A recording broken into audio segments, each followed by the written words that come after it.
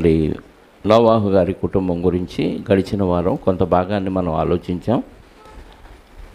రెండో భాగాన్ని ఈరోజు మనం ఆలోచిద్దాం. మొదటి భాగం అది వినని వారికి ఇది కొంచెం ఇబ్బంది అనిపించవచ్చు, అయినా అర్థం చేసుకోవడానికి ప్రయత్నం చేయండి. ప్రార్థన చేసుకుందాం. పూజనీయుడా, కీర్తనీయుడా,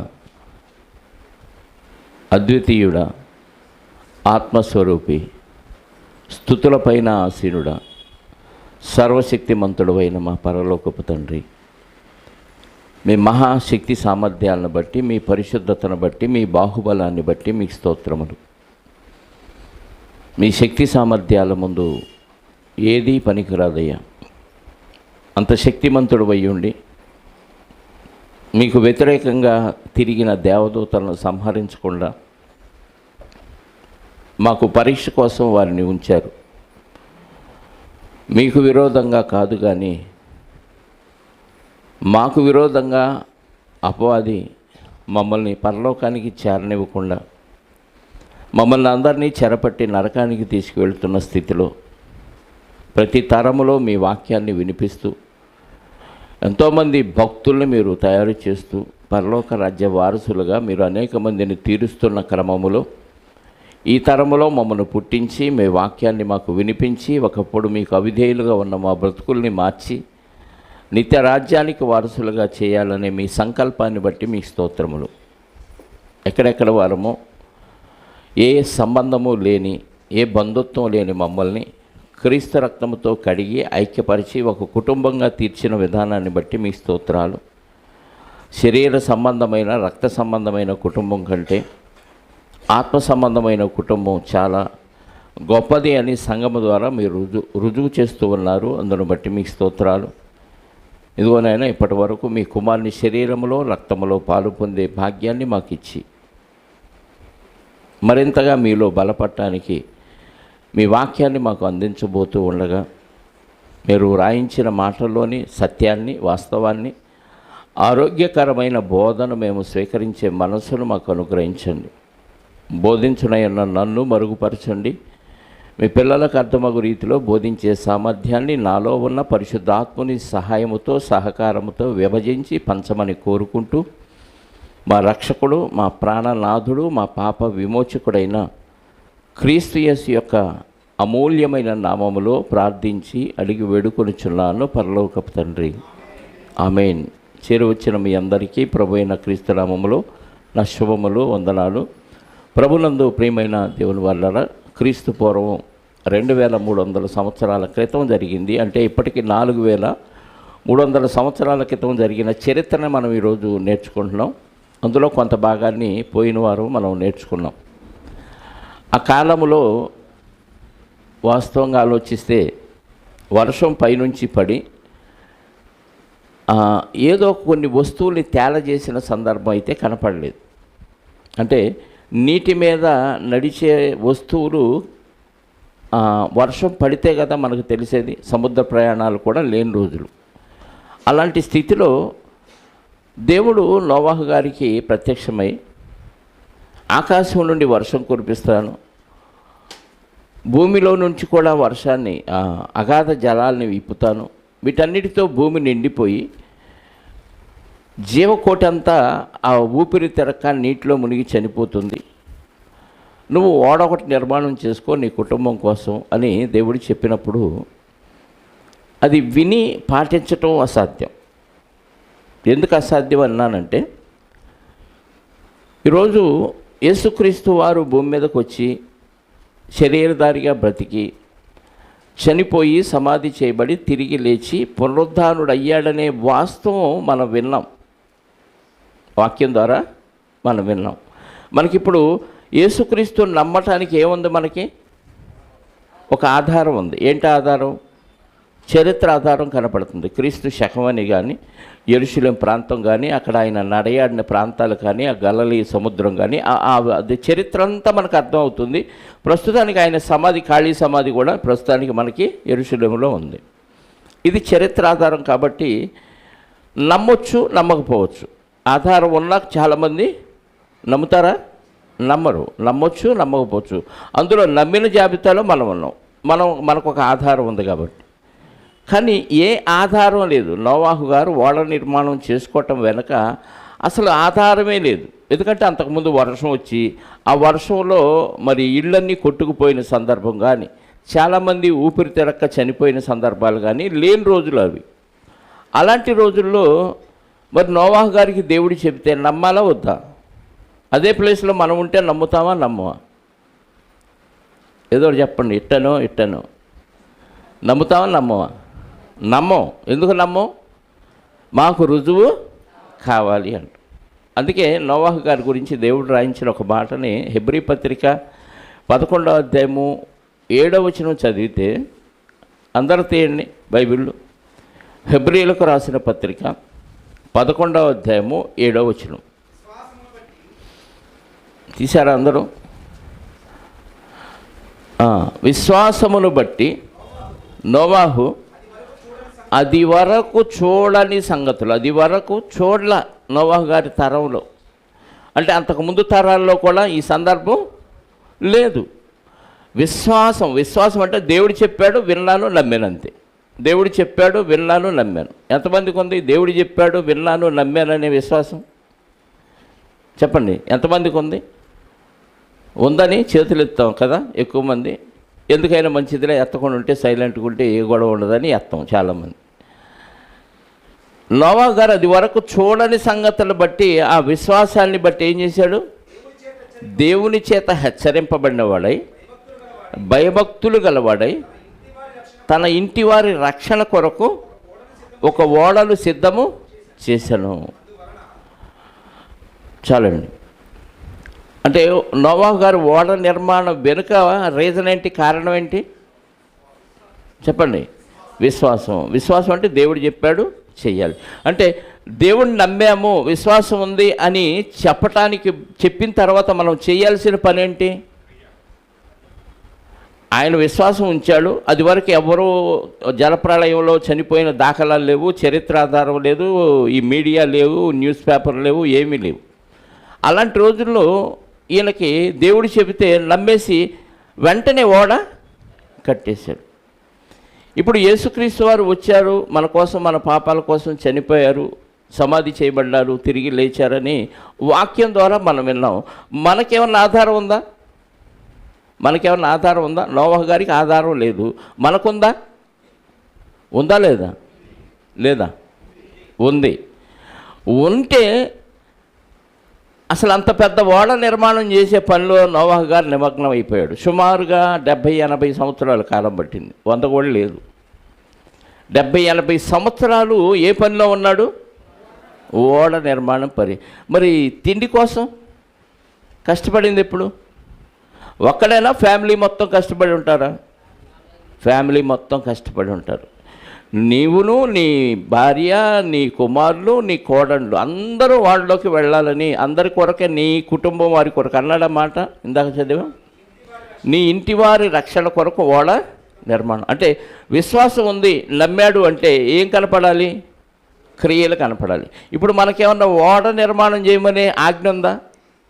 హెచ్చరిక ఉందా? దేవుని చేత హెచ్చరింపబడిన వాడై నోవాహు గారు ఓడ నిర్మాణం చేశాడు. మనకున్న నిర్మాణం ఏంటి? మనకు కూడా ఏం కావాలి చెప్పండి? మనకు కూడా ఒక ఓడ నిర్మాణం కావాలి. ఏంటా ఓడ? రక్షణ అనే ఓడ. దేనిలో తేలాలి ఇది? వాక్యంలోన. రక్షణ అనే ఓడ నీటిలో తేలాలి. అంటే లోకములో నుంచి పైకి తేలాలి. మరి లోకంలో తేలుతున్నామా, లోకంలో మునుగుతున్నామా? లోకం ఎలాగుందో మనం కూడా అలాగే ఉన్నాం. తేలేమా మునిగామా? వాస్తవంగా చెప్పండి, మునిగామా తేలేమా? మునిగిపోతున్నాం. అంటే లోకంలో అందరం కలిసి మునిగిపోతున్నాం. ఓడ ఉంటే కదా తేలేది. ఓడ నిర్మాణం లేకపోతే చెప్పండి ఏం చేయాలి? లేకపోతే మునిగిపోతాము. అంటే విశ్వాసం ఉంది అనగానే మనకి క్రియ కనపడాలి. అంటే మనం కూడా ఓడ నిర్మాణం చేసుకోవాలి, మన రక్షణ కొరకు, మన ఇంటి వారి రక్షణ కొరకు. ఆ రిస్క్ మనకు లేకుండా దేవుడే ఒక ఓడను మనకి ఇచ్చాడు. అదే సంఘం. దేవుడే ఒక ఓడని యేసుక్రీస్తు ద్వారా నిర్మాణం చేసి మనకిచ్చాడు. అందులో నువ్వు చేరి అనేక మందిని అందులో చేర్చటమే. ఎవరు చేయాలి పని? కాపరా? అందరూ చేయాలి. అంటే అందరికీ ఏ పని ఉంది? ఓడలోనికి సమాజాన్ని సమకూర్చే పని ఉంది. ఓడంటే సంఘం. ఈ సంఘంలోనికి సమాజాన్ని సమకూర్చే పని ఉంది. ఆ పని మనం చేయట్లేదంటే మనకేమీ లేనట్టు. విశ్వాసం లేదు, లేకపోతే సోమవారం వలన అయ్యి ఉంటాం. విశ్వాసం ఉంది కానీ నేను లేవలేకపోతున్నాను, నడవలేకపోతున్నాను, ప్రకటించలేకపోతున్నాను, ఈ పని చేయలేకపోతున్నాను, వంకలు చెప్పావంటే మనం సోమవారం ఎక్కడికి వెళ్ళమంటాడు? సీమల దగ్గరికి వెళ్ళమంటాడు. సీమ దగ్గరికి వెళ్ళి పాఠాలు నేర్చుకోవాలి సోమవారం. నిజంగా నిరీక్షణకు ఆధారం లేని రోజుల్లోనే నోవాహు గారిని నమ్మి అంత కష్టపడి చెట్లు నరకాలి, వాటిని కొయ్యాలి, చక్కలుగా మార్చాలి. ఆ టెక్నాలజీ లేదు, దేవుడిచ్చిన జ్ఞానంతోనే అంతా చేసుకుంటూ పోయాడు కదా. చితిసారక మానుతో నీ ఇంటి వారి రక్షణ కొరకు ఓడను సిద్ధపరచాలి. ఎలా సిద్ధపరచాలో చెప్పాడు, ఎంత కొలతో చెప్పాడు, దానికి ఏం పుయ్యాలో చెప్పేశాడు. చెప్పి నిర్మాణ పనుల్లో భార్య, పిల్లలు, ఇంకెవరు, కొడుకులు, కోడళ్ళు అందరు నిమగ్నమయ్యారు.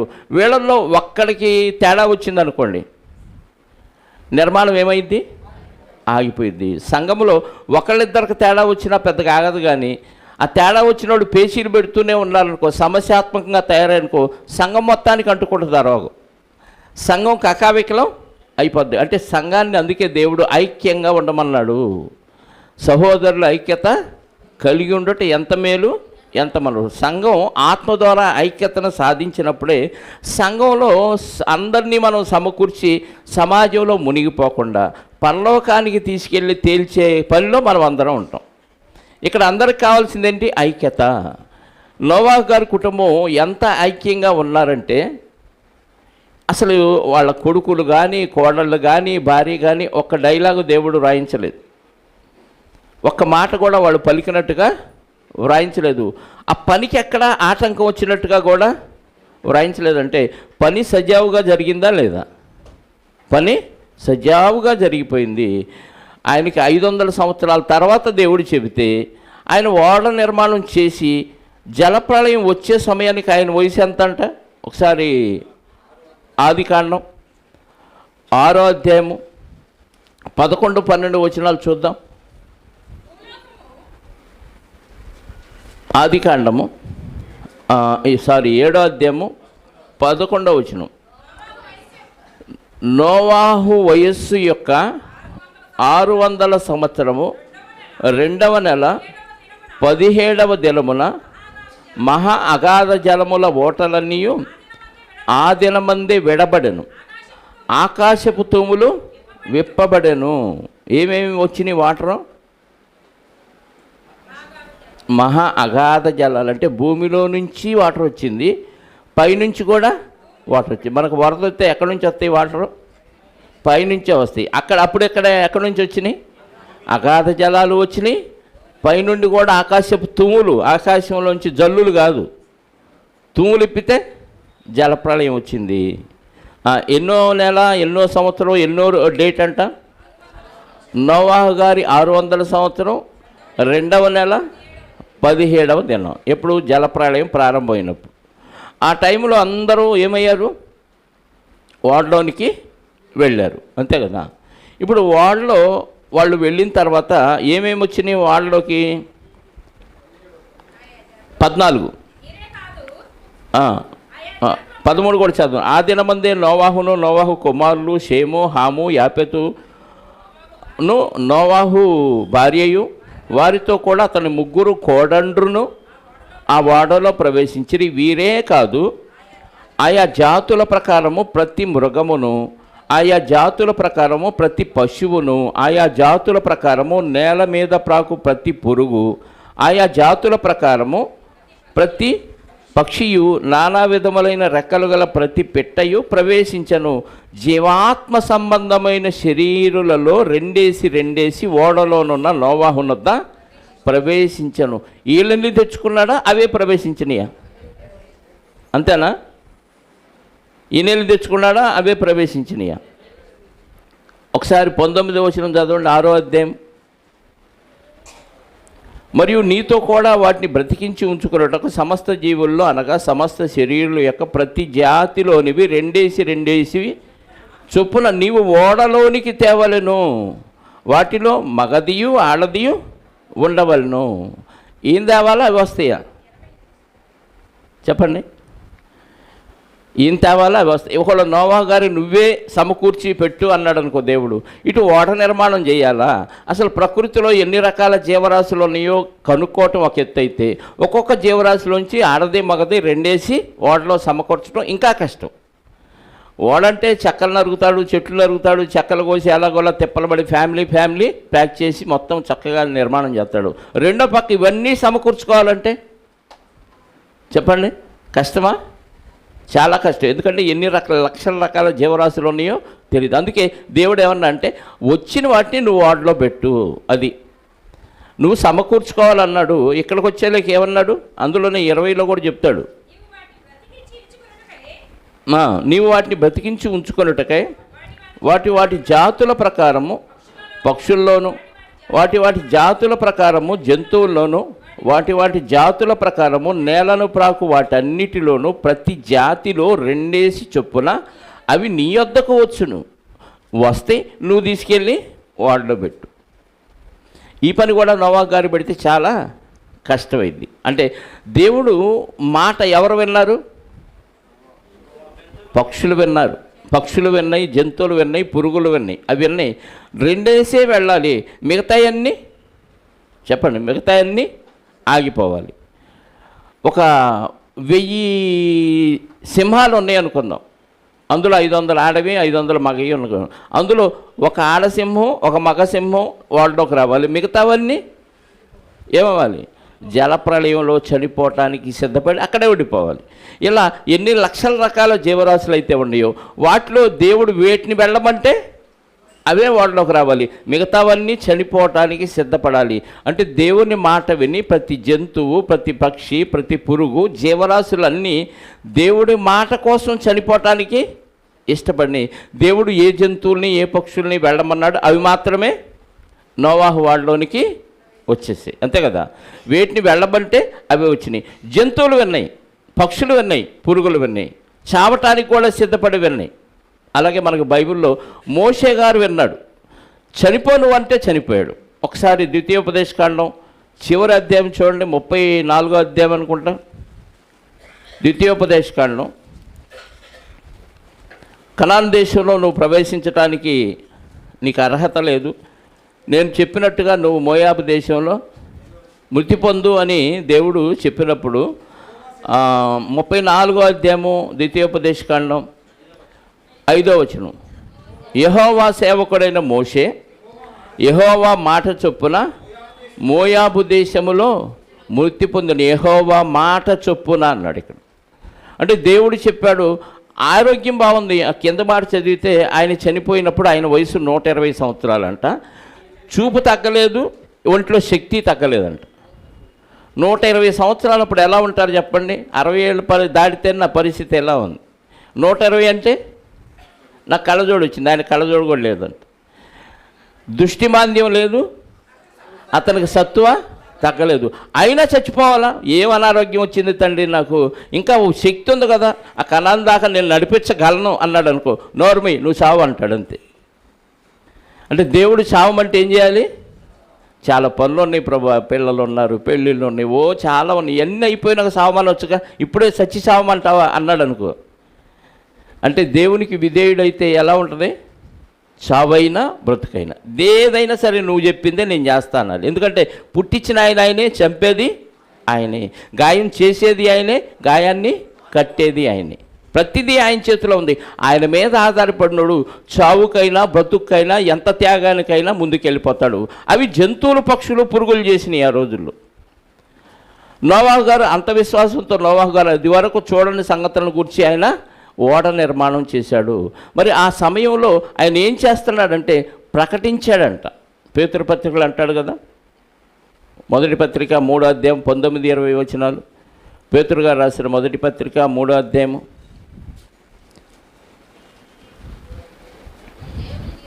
దేవుని దీర్ఘశాంతం ఇంకా కనిపెట్టుచుండినప్పుడు పూర్వము నోవాహు దినముల్లో నోవాహు గారు ఏం చేస్తున్నాడు? ఓడ సిద్ధపరుస్తూ ఉన్నాడు.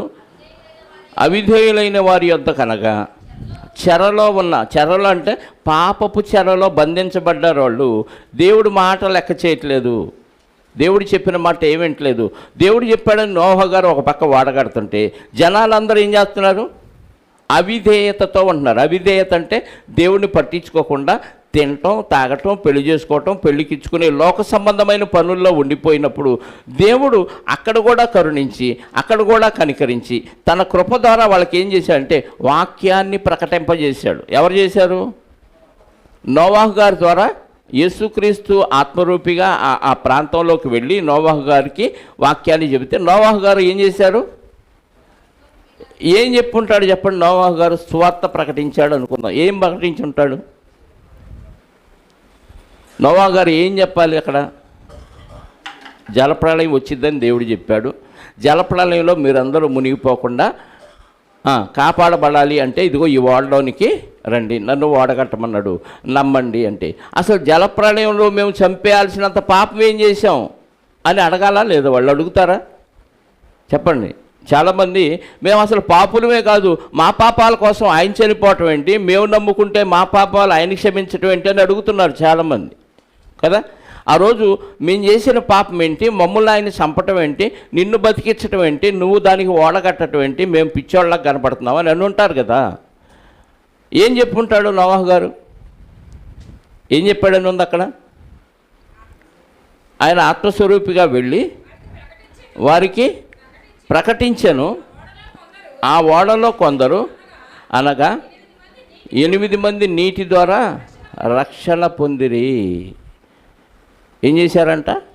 వీళ్ళు రక్షణ పొందారు, వాళ్ళకి ఏమీ లేదు, రక్షణ లేదు. ఏం చెప్పాలి ఇప్పుడు? నోవాహు గారు ఓడ నిర్మాణం జరుగుతుంది, జలప్రళయం వచ్చింది, అందరూ చనిపోతారు. ఏమి నమ్మాలి వాళ్ళు? ఏమి నమ్మాలి? రక్షణలోకి రావాలి. ఓడలోకి వస్తే రక్షణ వచ్చిద్దా? ఓడకు ముందు ఏమన్నా రక్షణ ఉందని చెప్పుంటాడా? ప్రతి తరములో దేవుడు యేసుక్రీస్తు వారిని గురించిన విషయం ప్రవక్తల ద్వారా తెలియచేస్తూనే ఉన్నాడు. ప్రతి తరములో ఆదాం మొదలుకొని క్రీస్తు 2వ రాకడ వరకు ప్రతి వ్యక్తికి యేసుక్రీస్తు వారి ద్వారా వచ్చే రక్షణ తెలియాలి. అర్థమైందా? అది తెలియచేసినా వాళ్ళు విశ్వాసం ఉంచలేదనుకోండి. విశ్వాసము అనగానే మనకు అర్థం అవ్వాల్సింది ఏంటంటే యేసుక్రీస్తు వారు అంతే.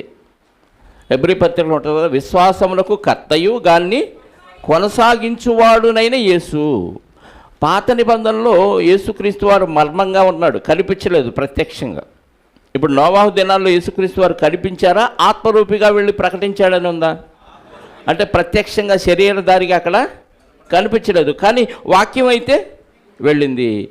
ప్రభువుని నమ్ముకోండి, మీ పాపాలను పరిహరించడానికి యేసుక్రీస్తు వారు అని ఆయన రాబోతున్నాడు, ఆయన మన కోసం సిలువలో చనిపోబోతున్నాడు అనే ప్రకటన నోవాహు గారు చేశారు అక్కడ. అందుకే పాత నిబంధనలో విశ్వాసం వెల్లడి కాలేదు. గలతీ పత్రిక 3వ అధ్యాయం 23-24 వచనాలు చదివితే విశ్వాసము వెల్లడి కాకమునుపు అంటాడు. విశ్వాసము వెల్లడి కాకమునుపు వాళ్ళు ఎక్కడ ఉన్నారంటే చెరలో ఉన్నట్టుగా బంధించబడి ఉన్నారంట.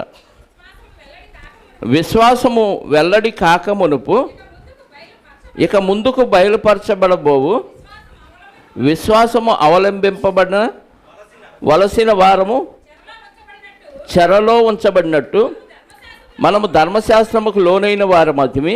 కాబట్టి మనం విశ్వాసమూలమున నీతిమంతులమని తీర్చబడినట్టు క్రీస్తు నొద్దకు మనల్ని నడిపించుటకు ధర్మశాస్త్రం మనకు బాలశిక్షకు కూడా ఆయను. 25లో అయితే విశ్వాసము వెల్లడి ఆయను గనుక ఇంకా ధర్మశాస్త్రం కింద ఉండము. విశ్వాసం అప్పుడు వెల్లడి కాలేదు, ఇప్పుడు విశ్వాసం వెల్లడైంది. విశ్వాసం ప్లేస్లో యేసుక్రీస్తు వారిని పెట్టి చదవండి. విశ్వాసం అన్న చోట యేసుక్రీస్తు వారిని పెట్టి చదవండి. యేసుక్రీస్తు వారు వెల్లడి కాలేదు ధర్మశాస్త్రం కింద ఉన్న వాళ్ళకి, ఇప్పుడు విశ్వాసము ప్రత్యక్షంగా వెల్లడైంది, ఇంకా ధర్మశాస్త్రం కింద అవసరం లేదు. అంటే పాత నిబంధన భక్తులందరికీ రహస్యంగా యేసుక్రీస్తు వారి రక్షణ సువార్త వెళ్ళింది. హెబ్రీ పత్రిక 9:15, హెబ్రీ పత్రిక 9వ అధ్యాయం 15 వచనం. ఈ హేతు చేత మొదటి నిబంధన కాలములో జరిగిన అపరాధములకు విమోచనము కలుగుటకై ఆయన మరణము పొందినందున, ఎవరి కోసం అంటే ఆయన మరణం పొందింది? మొదటి నిబంధన కాలములో జరిగిన అపరాధముల నుండి విమోచనము, ఆ అపరాధాల నుంచి విడిపించటానికి కలగటానికై ఆయన మరణం పొందినందున పిలువబడిన వారు నిత్యమైన స్వాస్థ్యమును గూర్చిన వాగ్దానం పొందు నిమిత్తము ఆయన క్రొత్త నిబంధనలకు మధ్యవర్తి అయి ఉన్నాడు. అంటే పాత నిబంధన, కొత్త నిబంధన అందరికీ విమోచన ఎక్కడి ద్వారా? యేసుక్రీస్తు ద్వారా. అంటే ఇప్పుడు నోవాహు గారు ఏం ప్రకటించాడు అక్కడ? ఇప్పుడు దాకా చేసిన పాపాలు ఏవో చేసేసారు, మానేయండి, అర్జెంటుగా ఓడలోకి వచ్చేయండి, యేసుక్రీస్తు వారిని అంగీకరించండి, భవిష్యత్తులో మీకోసం ఫలానా ఆయన రాబోతున్నాడు, ఆయన చనిపోబోతున్నాడు, ఆయన ఇప్పుడే నమ్మండి, ఆయన ఇప్పుడే నమ్మి రక్షణ పొందండి, తద్వారా మీరు ఓడలోకి వస్తారు, రక్షించబడతారు. సుమారుగా 70-80 సంవత్సరాలు ఆయన ప్రకటించాడండి. ఎందుకంటే నోవాహు గారు ఏ వయసులో పిల్లలకు అన్నాడు, ఆ తర్వాత ఎప్పుడు దేవుడు ఆయనకి చెప్పాడు అంటే ఇదిగో 500 ఏండ్లు వచ్చేసరికి ఆయన 3 పిల్లలకు అన్నట్టుగా మనకి ఇక్కడ 5వ అధ్యాయంలో చివరి వచనం రాయబడింది. ఒకసారి చదవండి ఆదికాండములో. నోవాహు 500 ఏండ్లు కలవాడై షేమును, హామును, యాపేతును ఎంత వయసు అంట? 5 ఏళ్లలో 3 పెట్టేశారా? ఒకసారి జలప్రళయం వచ్చి జలప్రళయంలో నుంచి బయటకు వచ్చిన తర్వాత ఒక ఆయన వయసు రాయించాడు దేవుడు. దాన్ని బట్టి క్లూ తీసుకొని కొంచెం ముందుకు వెళ్దాం. 10వ అధ్యాయము అదే ఆదికాండం 11వ అధ్యాయం 10వ వచనం చూద్దాం. 11వ అధ్యాయము షేము వంశావళి ఇది. షేము 100 ఏండ్లు కలవాడై జలప్రవాహము గతించిన 2 ఏండ్లకు అర్పక్షదును, ఎప్పుడంట? జలప్రళయం గతించిన 2 ఏళ్లకు ఈయన వయసు ఎంత? షేము వయసు 100 ఏళ్ళు. అంటే జలప్రళయం వచ్చినప్పుడు షేము వయసు ఎంత? వాడలో నుంచి దిగేటప్పుడు 98. అంటే 98 సంవత్సరాలు జలప్రళయం వచ్చినప్పుడు ఈయన వాడలో నుంచి బయటకు వచ్చాడంటే ఇప్పుడు నోవాహు గారి 500 ఏళ్ళప్పుడు ఈయన పుడితే ఈయన వయసు ఎంత ఉండాలి? ఎంత ఉండాలంటే జలప్రళయం ఎంతకాలానికి వచ్చిందో, జలప్రళయం వచ్చి ముగిసిన తర్వాత వీళ్ళు వాడలో నుంచి ఎప్పుడు బయటకు వచ్చారో తెలియాలి, అంతే కదా? జలప్రళయం ఏ వయసులో వచ్చిందని చదువుకున్న 7వ అధ్యాయంలో ఇందాక 600 సంవత్సరం 2వ నెల 17వ దినాన జలప్రళయం వచ్చింది. వీళ్ళందరూ ఓడలోకి వెళ్ళారు. అన్ని జంతువులు, పక్షులు, పురుగులన్నీ ఓడలోకి వెళ్ళిపోయినాయి. వెళ్ళిపోయిన తర్వాత ఓడలో నుంచి బయటికి ఎప్పుడు వచ్చారో చూద్దాం. 8వ అధ్యాయము అదే ఆదికాండం. ఓడలో నుంచి వాళ్ళు బయటికి ఎప్పుడు వచ్చారో మనం చూడగలిగితే 14, 15 లేదా 13 నుంచి చూద్దాం. 100 సంవత్సరం 2వ నెల 27 వెళ్ళినప్పుడు 600 2వ నెల 17 2వ నెల 17 అక్కడ, ఇది 2వ నెల 27. మధ్యలో ఎంత ఉంది గ్యాప్? సంవత్సరం 10 రోజులు వస్తుంది. జాగ్రత్త కొంచెం ఇక్కడ మనసు పెట్టి ఆలోచిస్తే సంవత్సరం పాటు ఉమ్మడి కుటుంబంలో గొడవ లేకుండా ఉంటారా? 2 భార్యాభర్తలు వృద్ధులు, వాళ్ళ 3 కొడుకులు, 3 కోడళ్ళు ఒకే హౌస్లో ఉన్నారు. అదే ఓడ. ఒకే హౌస్లో ఉండి గొడవలు లేకుండా ఉండటం సాధ్యమేనా? 1 ఇయర్ పాటు, సంవత్సరం 10 రోజులు అంటే 375 రోజులు, సంవత్సరానికి 365 రోజులు ప్లస్ 10 రోజులు కలిపి 375 రోజులు గొడవలు లేకుండా ఉండటం సాధ్యమేనా? పెళ్ళయిద్దో లేదో, కోడలు వచ్చిందో లేదో, అత్త కోళ్ళకి ఏం పడిద్ది చెప్పండి? పిల్లి, ఎలుక, పాము, ముంగిస, పచ్చగడ్డి ఎత్తే బగ్గు, సింహము, మేక. ఇదేనా? ఇది పెళ్ళైన 2-3 నెలలకే. కానీ సంవత్సరం 10 రోజులు వాళ్ళు వాడలో ఉన్నారు. ఎవరు మాట్లాడే డైలాగ్ ఒకటి కూడా దేవుడు రాయించలేదు. పోనీ ఖాళీగా ఉన్నారు వీళ్ళు. చెప్పండి, వాడలో ఏం చేయాలి వీళ్ళు? పరిచర్య చేయాలి. ఏంటా పరిచర్య? వచ్చింది, మిగతా వాళ్ళందరూ చచ్చిపోయారు, వీళ్ళు వాడలోకి వెళ్ళిపోయారు. దేవుడే ఓడ ద్వారాలు మూసేశాడు. సంవత్సరం 10 రోజులు వాడలో 2 భార్యాభర్తలు 4 జంటలు మొత్తానికి 4 జంటలు కలిసి గొడవ లేకుండా ఉండటం సాధ్యమా అసాధ్యమా అంటే ఖచ్చితంగా అసాధ్యమే. కానీ వాళ్ళకి సాధ్యమైంది, ఎందుకంటే వాళ్ళు ఐకమత్యంగా ఉండగలిగారు. వాళ్ళకి పని ఉంది. ఏం పని ఉంది? ఇన్ని జీవరాశులకి ఏం చేయాలి? వాళ్ళు ఆహారం పెట్టాలిగా. రోజు వాటికి ఏం చేయాలి? ఆహారం. కొన్ని లక్షల రకాల జీవరాశులు వచ్చినాయి. అందులో ఏ జీవరాశికి ఏ ఆహారం పెట్టాలో కూడా దేవుడిచ్చిన జ్ఞానంతోనే వాళ్ళు పెట్టారు. కోడళ్ళు ఈరోజు నాకు బాగలేదు, మీ వదిన చేయమనండి, మీ అని భర్తతో చెప్పటము, మీ మరిదిని చేయమనండి అని ఇంకొకళ్ళు ఆయనతో చెప్పటం, ఇలా చెప్పుకున్నారనుకో కోడళ్ళు, పరిస్థితి ఏమైంది? రోజు అది శాకిరేనా? వాటికి ఆహారం పెట్టడం, నీళ్లు పెట్టడం, ఇదంతా శాకిరే. ఆ ఏనుగుని వేపలా చచ్చిపోతున్నాను, ఆ 2 ఏనుగుల్ని. ఆ సీమలంటే అయ్యే వేసుకుంది అంటే ఏదో ఒకటి గింజలు అలా చల్లేస్తే. ఇలా ఆహారం పెట్టే దగ్గర పేషీలు వచ్చే అవకాశం ఉంటుందా? ఉంటుంది. ఇది పక్కన పెట్టండి. అవి 1, 2 చేస్తాయా? చేయవా? చేస్తాయి కదా. మరి ఎవరు ఎత్తేయాలి? నోవాహు గారి భార్య, నోవాహు గారి కొడుకులు, నోవాహు గారి కోడలు, వీళ్ళే చేయాలా? ఎవరైనా చేస్తారు వచ్చి? వ్యాక్యూమ్ క్లీనర్స్ ఏమైనా ఉన్నాయా ఆ రోజుల్లో? ఏమీ లేవు కదా.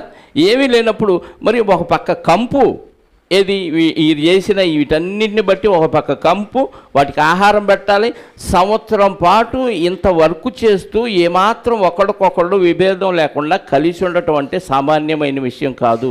వాళ్ళు దేవుని మాట విన్నారు కాబట్టి, నోవాహు గారు విన్నాడు కాబట్టి, నోవాహు గారి మాట భార్య వింది కాబట్టి, వీళ్ళిద్దరి మాటలు కొడుకులు విన్నారు కాబట్టి, కొడుకుల మాటలు వాళ్ళ భార్యలు విన్నారు కాబట్టి, ఉమ్మడి కుటుంబంగా ఐకమత్యంగా వాళ్ళు పరిచర్య చేయగలిగారు కాబట్టి, ఎలాంటి గొడవ లేకుండా వాటిలో నుంచి చక్కగా బయటికి రాగలిగారు. మరి ఈరోజు సంఘంగా తీసుకుంటే, ఆ ఓడని మనం సంఘంగా తీసుకుంటే ఎన్ని విభేదాలండి, ఎన్ని మనస్పర్ధలండి, ఎన్ని గొడవలు, ఎన్ని తగాదాలు, ఎన్ని సమస్యలు వస్తున్నాయి అంటే వాళ్ళకున్న ఐక్యత మనకి లేదు. నిరీక్షణకు ఆధారం లేని రోజుల్లోనే వాళ్ళంతా ఐక్యంగా కలిసి ఉంటే, నిరీక్షణకు ఆధారం మనకి ఎన్నో ఉన్నాయి, ఒక ఆధారం కాదు.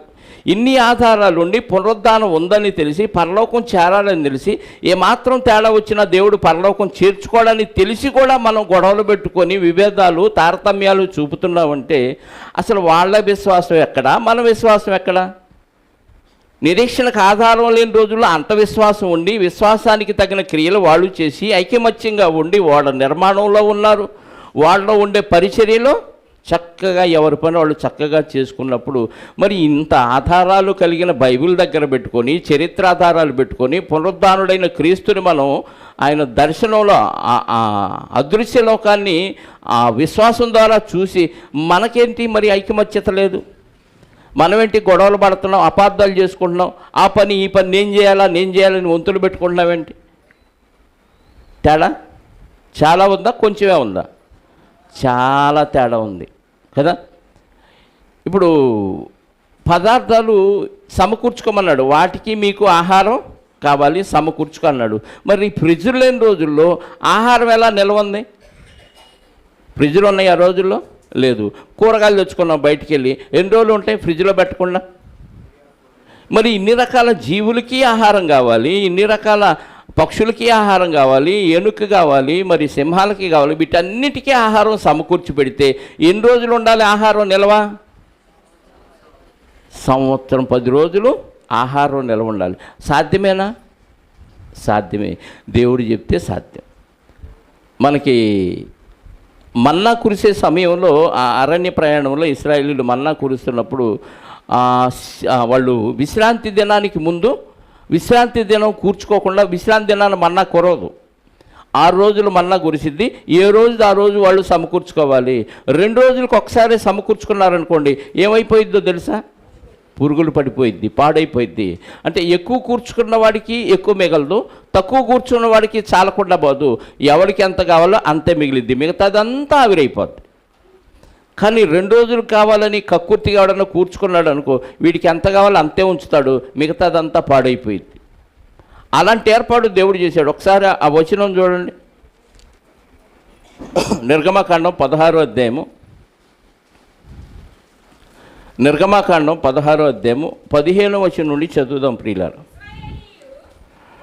నిర్గమకాండం 16వ అధ్యాయము 15వ వచనం నుండి చూద్దాం. ఇశ్రాయేలు దాన్ని చూసినప్పుడు అది ఏమైనదో తెలియక ఇది ఏమి అని ఒకరితో ఒకరు చెప్పుకొని, ఇదేమి అంటే రెండేసి ఉంది కింద హెబ్రీ భాషలో. వాళ్ళు ఇదేమి అన్నారు, హెబ్రీ భాషలో మన్నా అన్నారు. ఓకే. మోషే, ఇది తినుటకు యెహోవా మీకు ఇచ్చిన ఆహారము. యెహోవా ఆజ్ఞాపించినదేమనగా, ప్రతివాడు తన తన వారి భోజనమునకు ప్రతివాడు తన కుటుంబంలోని తలకు ఒక్కొక్క ఓమేరు చొప్పున దాన్ని కూర్చుకోవాలి. ఒక తలకెంత, ఒక ఓమేరు చొప్పున సమకూర్చుకోండి. ఎంతమంది ఉంటే, ఎన్ని తలకాయలు ఉంటే అంత అన్ని ఓమేర్లు. ఇశ్రాయేలు అట్లు చేయగా కూర్చుకొనవలను. ఒక్కొక్కడు తన గుడారములో ఉన్నవారి కొరకు కూర్చుకొనవలను. ఇశ్రాయేలు అట్లు చేయగా కొందరు హెచ్చుగాను కొందరు తక్కువగాను కూర్చుకొండ్రి. వారు ఓమేరుతో కొలిచినప్పుడు హెచ్చుగా కూర్చుకొని వానికి ఎక్కువగా మిగలలేదు, తక్కువగా కూర్చుకొని వానికి తక్కువగా లేదు. అంటే తక్కువ కూర్చుకున్న వాడికి ఓమేరు వచ్చింది, ఎక్కువ కూర్చుకున్న వాడికి ఆడికి ఓమేరు మిగిలింది, ఎక్కువగా కనపడలేదు. వారు తమ తమ ఇంటివారి భోజనములకు సరిగా కూర్చుకొని ఉండిరి. మరియు మోషే దీనిలో ఏమీ ఉదయం వరకు ఎవరునూ మిగుల్చుకొనకూడదని వారితో చెప్పాను. అయితే వారు మోషే మాట వినక కొందరు ఉదయం వరకు దానిలో కొంచెం మిగుల్చుకొనలా, అది పురుగులు పట్టి కంపు కొట్టాను. తెల్లారి తిందామని పెట్టుకుంటే అది తెల్లారికి ఏమైంది, పురుగులు పట్టి కంపు కొట్టాను. మోషే వారి మీద కోప్పడగా వారు అనుదినము ఉదయమున ఒక్కొక్కడు తన ఇంటి వారి భోజనమునకు తగినట్టుగా కూర్చుకొనిరి. ఎండవేడిమికి అది కరిగెను. 6వ దినమున వారు ఒక్కొక్కరికి 2 ఓమెర్ల చొప్పున 2 ఆహారము కూర్చుకున్నప్పుడు సమాజముకు అధికారులందరూ వచ్చి అది మోషేకి చెప్పిరి. వాడు మొన్న తెల్లారి కూర్చుకుంటే పురుగులు పట్టింది కదా, ఇటు 2 రోజులు కూర్చుకున్నాడయ్యా మోషే గారు అని కంప్లైంట్ ఇచ్చారు చాలామంది వచ్చి. రేపు విశ్రాంతి దినం. ఈరోజు అందరూ ఏం చేశారంటే, రేపు ఎటు పని చేయకూడదు కదా అని 2 రోజులు కావాల్సింది కూర్చుకుంటే కొంతమంది వెళ్ళి మోషే గారికి కంప్లైంట్ చేశారు, వీళ్ళు 2 రోజులకి కూర్చుకున్నారయ్యా అని. అందుకు అతడు యెహోవా చెప్పిన మాట ఇది, రేపు విశ్రాంతి దినము, అది యెహోవాకు పరిశుద్ధమైన విశ్రాంతి దినము. మీరు కాల్చుకొనవలసింది కాల్చుకొనుడి, మీరు వండుకొనవలసింది వండుకొనుడి. ఉదయం వరకు మిగిలినదంతయు మీ కొరకు ఉంచుకొనుడని వారితో చెప్పాను. కాల్చుకునేవాళ్ళు కాల్చుకోండి, వండుకునేవాళ్ళు వండుకోండి, ఆ మన్నాతో ఏదైనా చేసుకోండి, తెల్లారికి కూడా మీరు ఉంచుకోండి అని చెప్పాడు. అంతకుముందు ఉంచుకుంటే ఏమైంది, పురుగులు పట్టింది. ఇప్పుడు మోషే గారే దేవుడిని అడిగి ఏం చెప్తున్నాడు, ఉంచుకోమని చెప్తున్నాడు. అది కంపు కొట్టలేదు, దానికి పురుగు పట్టలేదు.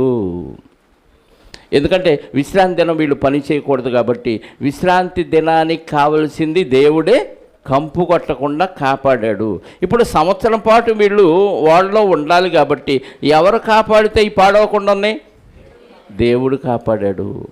మనం తెచ్చుకున్నవి పాడైపోతున్నాయి అంటే కారణం దేవుడు కాపాడట్లేదనా చెప్పండి. ఇప్పుడు ఫ్రిడ్జ్ టెక్నాలజీ ఉంది, వాడుకొని మనం జాగ్రత్త చేసుకోవచ్చు.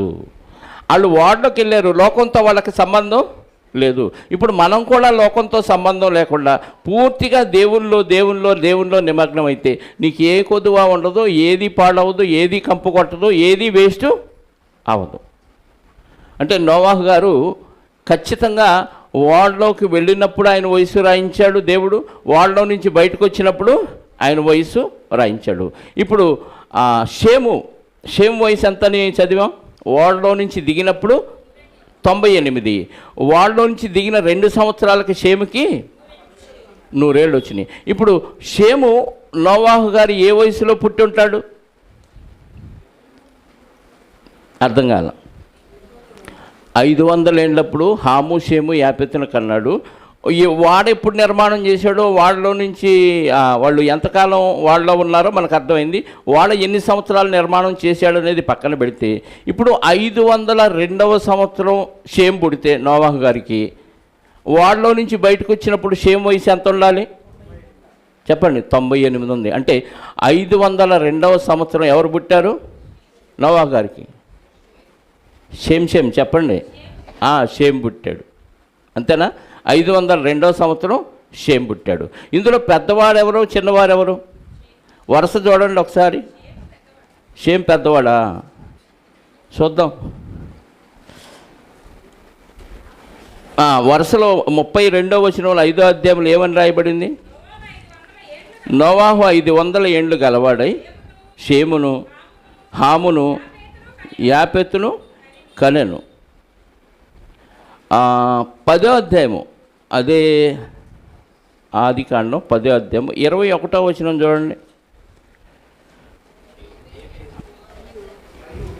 మరియు ఏబేరు యొక్క కుమారులందరికీ పితరుడును పెద్దవాడైన యాపెతు, ఆయన సహోదరుడు షేముకు కూడా సంతానం పుట్టెను. ఏబేరు వంశస్థులందరికీ పితరుడు పెద్దవాడైన యాపెతు, ఆయన సహోదరుడైన షేముకు కూడా పిల్లలు పుట్టారంటే ఇప్పుడు పెద్దవాడు ఎవరు? నోవహు గారి కుటుంబంలో. మరి షేమ్ అన్నారు, బైబిల్ చదివితే అలా ఉంటుంది. సరే, 9వ అధ్యాయం 20వ వచనం నుండి చూద్దాం. నోవహు వ్యవసాయం చేయాలని ఆరంభించి ద్రాక్ష తోట వేసెను. పిమ్మట ద్రాక్షారసము తాగి మత్తుడై తన గుడారములో వస్త్రహీనుడిగా ఉండెను. అప్పుడు కనానుకు తండ్రి అయిన హాము, హాము నోవహు గారి కుమారుడు. కనానుకు తండ్రి అయిన హాము తన తండ్రి వస్త్రహీనుడై ఉండుట చూచి బయటనున్న తన ఇద్దరు సహోదరులకు ఆ సంగతి ఈయన నోవహు గారు మద్యం తాగి, అదే ద్రాక్షారసం తాగి బట్టలు లేకుండా అలా పడి ఉంటే ఎవరు చూశారు? హాము చూసి మిగతా ఇద్దరు షేముకి యాపెతుకి చెప్పాడు. చెబితే వాళ్ళు వచ్చి చూడకుండా బట్ట తీసుకొని వెనకాల వేసుకొని వెనక్కుండా నడుచుకుంటే వెళ్ళి తల్లికి చెప్పారు. చూసింది ఎవరు? హాము చూశాడు. సహోదరులకి చెప్తే సహోదరులు ఆయన దిశమలను చూడకుండా వెనక నుంచి వెళ్ళి దుప్పటి అది క్లాత్ కప్పేశారు. ఇప్పుడు దాన్ని బట్టి ఈయన శపించాడు. ఎవరిని? హాముని. హాము తర్వాత కుమారుణ్ణి కూడా శపించాడు. 23 అప్పుడు షేము యాపెతులు వస్త్రం ఒకటి తీసుకొని తన ఇద్దరి భుజముల మీద వేసుకొని వెనుకకు నడిచి వెళ్ళి తన తండ్రి దిశమలను కప్పిరి. వారి ముఖములు వెనుక తట్టు ఉండుట వలన తమ తండ్రి దిశమలను వారు చూడలేదు. అప్పుడు నోవహు మత్తు నుండి మేల్కొని తన చిన్న కుమారుడు చేసిన దాన్ని తెలుసుకొని, ఎవరు ఆ పని చేసింది? చిన్న కుమారుడు ఎవరు? హాము. పెద్ద ఆయన యాపెతు. ఇంక మధ్యలో ఆయన చెప్పాల్సిన పని లేదు. ఎవరు పెద్ద, ఎవరు చిన్న? యాపెతు పెద్ద, షేము చిన్నోడు, హాము మధ్యలోడు. అంతేనా? మూడో ఆయన హాము, చిన్న కుమారుడు షేము, పెద్దవాడు యాపెతు. ఇప్పుడు అంటే 500కి ముందేమో పెద్ద ఆయన పుట్టాడు, 502లో రెండో ఆయన పుట్టాడు, 502 తర్వాత హాము పుట్టాడు. ఈ ముగ్గురు ఓడ నిర్మాణ పనులు సహకరించారు. ఎవరికి? నోవహు గారికి. ముగ్గురికి అక్కడ ఉన్న సంబంధాలే చూసి చేశారు. ముగ్గురికి ఆ పాపిస్ట్ లోకంలో నుంచే సంబంధాలు చూసి చేశారు. కానీ వాళ్ళు చెడిపోలేదు. ఫ్యామిలీ దేవుని సన్నిధిలో చక్కగా విధేయతగా ఐకమత్యంగా ఉంటూ దేవుడు చెప్పినట్టల్లా నోవహు గారి విశ్వాసాన్ని బట్టి కుటుంబం అంతా ఏకీవించి ఓడ నిర్మాణం చేసే పనిలో కానీ, ఓడలోకి వెళ్ళే పనిలో కానీ, వెళ్ళిన తర్వాత వాటన్నిటికీ సంరక్షించి వాటిని పోషించే పనిలో కానీ, అవి 1-2 చేస్తే ఎత్తేసే పనిలో కానీ, ఈ పనులన్నిటిలో నిమగ్నం అయ్యారు. కానీ ఎక్కడా వాళ్ళు అవిధేయత చూపినట్టు కానీ, ఎక్కడా ఒకళ్ళొకళ్ళు కొట్టుకున్నట్టు, అరుచుకున్నట్టు, తిట్టుకున్నట్టు, తోడికోడళ్ళు కొట్టుకున్నట్టు, అన్నల తమ్ములు కొట్టుకున్నట్టు ఎక్కడ ఏ గొడవ? ఒక కోడలు చిచ్చు పెట్టినా ముగ్గురు అన్నదమ్ములు కొట్టుకు చేస్తారు కదా. అత్తగారు సరిగా నా కోడలు నా మాటలు లేదు నీ నోవహు గారికి చెప్పినా గెంటేసాడు అనుకోండి వాళ్ళలో నుంచి, పరిస్థితి ఏమైంది? నా భార్యకి ఎదురు చెబుతారా? అసలు మీకు పాపిస్ట్ లోకం నుంచి చేసుకోక గెట్అవుట్ అని వాళ్ళలోంచి తోసేస్తే అసలు అలాంటి కార్యక్రమాలు ఏవి జరగలేదు. నిరీక్షణకు ఆధారం లేని రోజుల్లోనే ఇంత ఫ్యామిలీ ఐకమత్యంగా ఉమ్మడి కుటుంబంగా దేవుని పనిలో నిమగ్నమైపోయి దేవుడు చెప్పినట్టుగా చేస్తే ఎంత ఆధారాలు ఉన్న ఈ రోజుల్లో మనం ఎంత విధేయతగా, ఎంత ఐకమత్యంగా, ఎంత కలిసిమెలిసి దేవుని పని ఇది నాదా నీదా అనే భేదం లేకుండా ఐకమత్యంగా నీ చేతికి వచ్చిన ఏ పనైనా ఎలా చేయమన్నాడు? శక్తి లోపం లేకుండా చేయమని. ఇంట్లో అయితే చేస్తారు, మందిరంలో మాత్రం అది ఆళ్ళ పనిని కేటాయిస్తారు. ఐకమత్యత ఏది? నాకు ఫలం రావాలి, నేను పరలోకం వెళ్ళాలనే ఆలోచనతో మనం అందరం కలిసి ఒకే మాట మీద ఒకే పని చేస్తూ అందరం ఎవరికి వచ్చిన పని వాళ్ళు చేస్తూ సంఘాన్ని ఎంత అభివృద్ధి చెందించవచ్చు చెప్పండి. ఆ రోజు నోవహు గారు కుటుంబం అంతటినీ ఆయన విశ్వాసాన్ని బట్టి కాపాడుకున్నారు. ఇప్పుడు అందరికీ ఎవరి విశ్వాసం వాళ్ళకు ఉంది. వాళ్ళందరికీ విశ్వాసం లేదు. తండ్రి మాట బట్టి వాళ్ళకి విశ్వాసం ఉంది, భర్త మాటను బట్టి భార్యకి విశ్వాసం ఉంది, వీళ్ళందరి విశ్వాసాన్ని బట్టి కోడళ్ళకు కూడా విశ్వాసం ఉంది తప్ప ఎవరికి వాళ్ళకి పర్సనల్గా విశ్వాసం లేదు. కానీ ఇప్పుడు ఎవరి విశ్వాసం వాళ్ళది. అందరికీ ఎవరి విశ్వాసం వాళ్ళకు ఉన్నప్పుడు ఇంతమంది విశ్వాసులు కలిసి ఒకే విశ్వాసాన్ని, విశ్వాసం ఒక్కటే, బాప్తిసం ఒక్కటే, అందరికీ తండ్రి అయినా దేవుడు ఒక్కడే. మరి ఇన్ని ఒక్కటైనప్పుడు మనం ఎందుకు ఒక్కటిగా ఉండలేకపోతున్నాం, మనం ఎందుకు ఐకమత్యంగా పనిచేయలేకపోతున్నాం అంటే మధ్యలో అపవాదిగాడు దూరాడని నేరం వాడి మీదకి నెట్టేస్తాం. నేరం నాది కాదు, ఆకలిది అన్నట్టు అపవాదిగాడేనండి ఇవన్నీ చేస్తుంది. వాళ్ళకి లేడా అపవాదిగాడు? వాళ్ళకి లేడా? ఎంతో కొంత బాగున్న లోకంలో మనం ఉన్నాం, కొంతమంది అయినా మంచోళ్ళు ఉన్న లోకంలో మనం ఉన్నాం.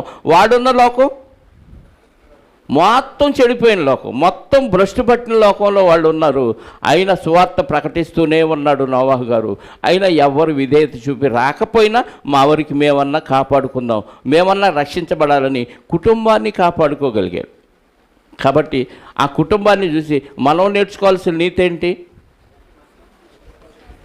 అర్థం కాల. ఐకమత్యంగా ఉండి మీ చేతికి వచ్చిన ఏ పని అయినా భూమి మీద దేవుని పని, ఇంట్లో పని కాదు, శక్తి లోపం లేకుండా చేసి నోవాహు గారి కుటుంబాన్ని మించిన విశ్వాసంతో మనం పని చేయాలని, చేస్తారని ఆశిస్తూ ఈ మాటలు ముగిస్తున్నాను.